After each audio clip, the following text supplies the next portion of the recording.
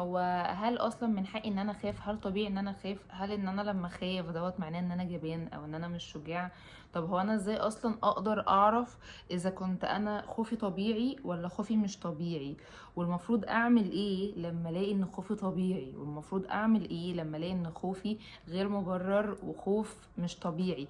وهل المفروض ان انا اصلا الوم نفسي ان انا بخاف؟ يعني انا دلوقتي قلقان من حاجه معينه، من موقف معين هيحصل، قاعد خايف ومتوتر، هل المفروض اقول لنفسي لا انت ما ينفعش تخاف، انت ما ينفعش تحصل كده وغلط وبتاع؟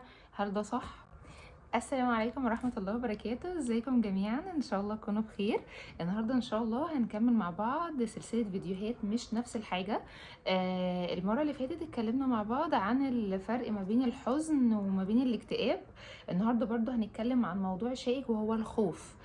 طبعا كلنا بنخاف، بس في نوعين طبعا من الخوف. هنتكلم النهارده عن الفرق ما بين الخوف الصحي والخوف الغير صحي او الخوف السام. كنت قاعد في مره كده مع نفسك ولقيت مره واحده ان انت خايف، خايف من حاجه معينه، خايف من حاجه معينه.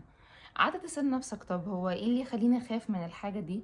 تفضل تسأل، تدور تدور تدور تدور، ما تلاقيش، او ان انت تلاقي بس تلاقي حاجات مش منطقيه، حاجات مش مقنعه. لو انت قعدت تفلتر بقى الدلائل والحاجات اللي انت بسببها المفروض انت بتقنع نفسك ان خوفك دوت حقيقي، هتلاقي ان الحاجات ديت مش منطقية. جيت في موقف تاني كنت خايف من حاجة وقعدت تشوف ايه الاسباب اللي مخلياني اخاف من الحاجة دي، طلع 1 2 3 4. وجيت تحلل هل ال 1 2 3 4 اللي انا طلعتهم دول هل هم فعلا منطقيين، هل هم فعلا حقيقيين؟ لقيت الاجابة يبقى هنا بكل بساطة الأول كان خوف سام، التاني كان خوف صحي. وطبعا في فروقات كتيرة هكملها بقى في بقية الفيديو. الخوف الصحي تقدر ان انت تحس بيه، تسمع للصوت اللي جواك اللي بيقولك انا خايف من الحاجه الفلانيه، ولكن هو ما بيقدرش ان هو يسيطر عليك، ما يقدرش ان هو يسيطر على كيانك، ما يقدرش ان هو يوقف يومك، ما يقدرش ان هو يعطل يومك، ما يقدرش ان هو يشتت تركيزك بشكل كبير، ما يقدرش ان هو يفقدك اتصالك مع يومك، مع روتينك، مع علاقاتك، مع شغلك، الحاجات دي كلها. انما الخوف السام بيبتدي ان هو يوقف كل حاجه، بيبتدي ان هو يتحول الى الموضوع الاول والاخير والعام في مخك، كأن كده في هيدنج كده، دوت عنوان الفتره، عنوان المرحله، عنوان اليوم، عنوان الاسبوع، عنوان الشهر، ان انا خايف من الموضوع الفلاني. فانت خلاص ما عندكش اي كونكشن، مش قادر ان انت تمشي يومك، مش قادر ان انت تعيد تفكيرك بشكل منطقي في الامور، لان الخوف ده خلاص مسيطر عليك، فبتحس ان هو سيطر تماما. الخوف الصحي لما بيجيلك بيبتدي ان هو يحفزك او ان هو يبتدي يحركك ان انت تاخد اكشن في حاجة معينة، يخليك تفكر، يخليك تاخد بالك، يخليك تتصرف بشكل افضل، يخليك ان انت تستعد بطريقة افضل للحاجة اللي مخوفاك دي.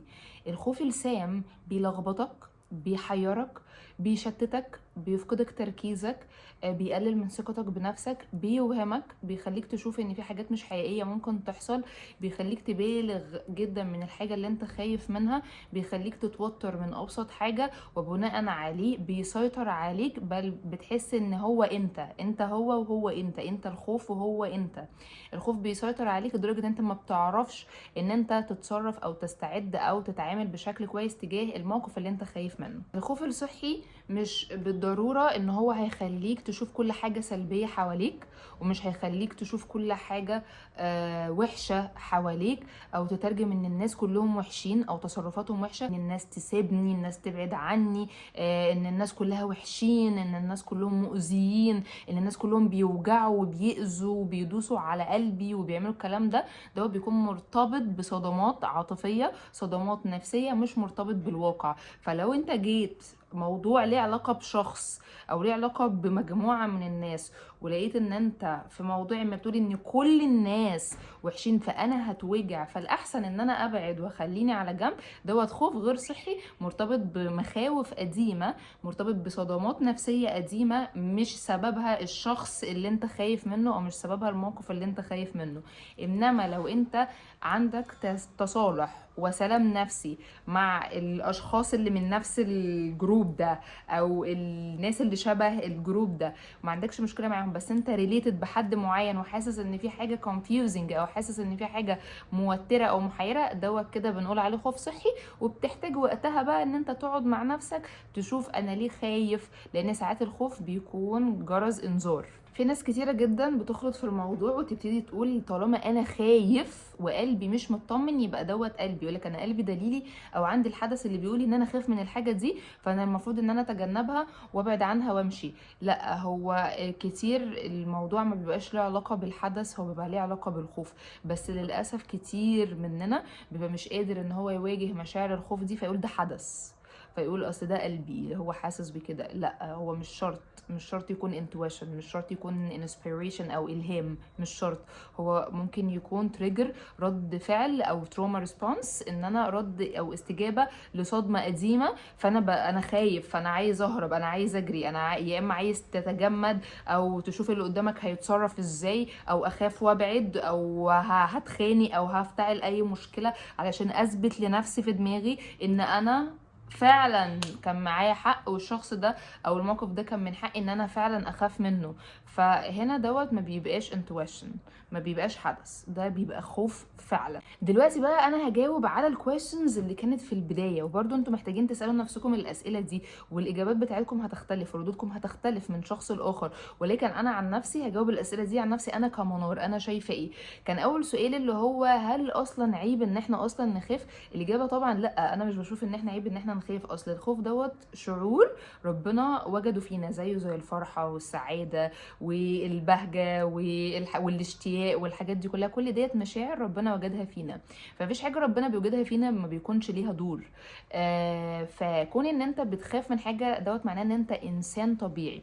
هل في ناس مثلا يقولوا لك احنا ما بنخافش، مفيش حاجه تقدر تخوفني، مفيش حاجه تقدر ترعبني، مفيش اي حاجه تقدر تسيطر على خوفي؟ هل دوت حقيقي؟ الاجابه الواقعيه المنطقيه 100% لا طبعا، ما دوت مش حقيقي. مفيش حاجه اسمها كده، مفيش حاجه اسمها مفيش حاجه بتخوفنيش، لا، في كل واحد بقى هيختلف درجاته. في حد ممكن موقف الفلاني يخوفه، حد تاني الموقف ده ممكن ما يخوفوش، بس مش معنى ان الموقف دوت ما خوفوش ان مفيش حاجه تانية ما بتخوفوش، لا، هيبقى في مواقف تانية بتخوفه، هيبقى في حاجات في ليفلز اصعب، في مواقف تانية مع اشخاص تانية، في مراحل حياه تانية، في اوقات زمنيه تانية، في اماكن تانية ممكن ان هي تخوفه. السؤال التالت كان هل اصلا عار ان انا احس اصلا بالخوف؟ هل ده معناه ان انا ضعيف؟ هل ده معناه ان انا عبيط؟ هل دوت معناه ان انا مش قوي؟ هل دوت معناه ان انا مش قادر اعيش حياتي ومش قادر اتواكب مع الناس؟ اجابه طبعا لا، هو الموضوع ملهوش علاقه. اللي بيحصل لو انت عملت حاجه زي كده، انت بتعمل مشاعر مركبه ومعقده.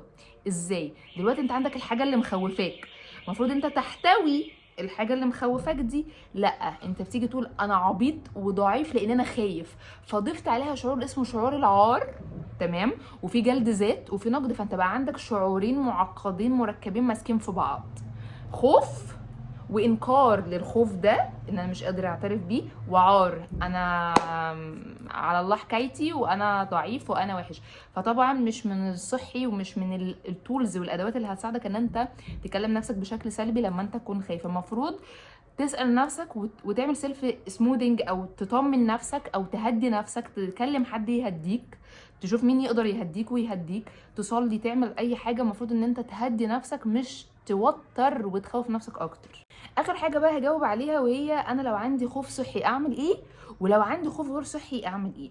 اولا لو انت عندك خوف صحي، انت مجرد ما انت يعني هتجستيفاي او ان انت هتانلايز، هتحلل ايه انا ليه خايف من الحاجه دي، وتبتدي تطلع لك الاسباب 1 2 3، وتكتشف مثلا اللي لا، انا اللي مش مدرك الموضوع بشكل منطقي، انا اللي مكبر الموضوع شويه. فاول حاجه هتبتدي ان انت تتكلم مع نفسك بشكل منطقي، ده مهم جدا، لازم تتكلم مع نفسك بشكل منطقي، تقول لنفسك انا خايف من 1 2 3، بس دوت عادي، انا المنطق بيقول 1 2 3 4. تبتدي ان انت تمنطق الامور، لان انت لما تمنطق الامور وافكارك تظبط، مشاعرك في الخطوه الثانيه هتبتدي تهدى. المفروض بقى ان انت تهدى، تعمل بقى مديتيشن، تتمشى، تكتب، تسمع مزيكا، تقرا قران، وات ايفر ايه بقى اللي بيهديك تروح تعمله، وتسترخي كده وتشوف ان الموضوع خلاص واتس اوكي، مش مضطر ان انا اخاف كل الخوف ده. ومع الوقت الخوف ده اصلا خلاص بيروح ومش بيسيطر عليك. اما بقى لو انت عندك خوف، غير صحي، فانت محتاج ان انت يعني تحلل الموضوع من الجذور. انت ليه خايف خايف بشكل غير منطقي قوي كده، وخايف لدرجة ان انت في ضلالات وفي اوهام وفي سيناريوهات سلبية وفي مواقف وهمية عمال تختلقها في دماغك، وقاعد متوتر وخايف. تشوف بقى الموضوع، تبتدي اكتبه لما تلاقوا حاجة زي كده، اكتبوا كتير. في ناس الموضوع بيبقى معاها مش هتقدر ان هي تعمله كده زي في اليوم مثلا احنا هنكتب او بتاع. في ناس هتحتاج انها تروح تتكلم مع متخصص، لان في ناس بيبقى عندها مخاوف عميقه. الموضوع مش بيبقى جوست ان انا اعمل كده خلاص الخوف راح، لا، هتبقى محتاج ان انت تتكلم مع حد متخصص، ثيرابيست، اي حد بيكون متخصص، ويبتدي ان هو يساعدك بقى بستبس بقى، وتتكلم معاه ويقولك المفروض تعمل ايه وكده. بس كده، ده كان الفيديو بتاع النهارده عن الفرق ما بين الخوف الصحي والخوف السام. اتمنى ان الموضوع يكون فاتكم.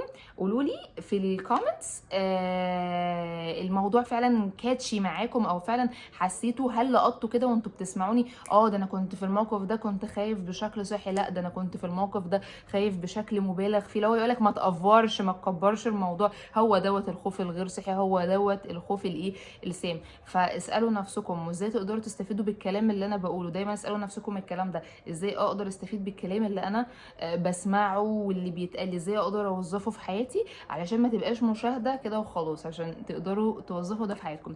That's it, thank you، واشوفكم على خير في الفيديو اللي جاي. باي باي.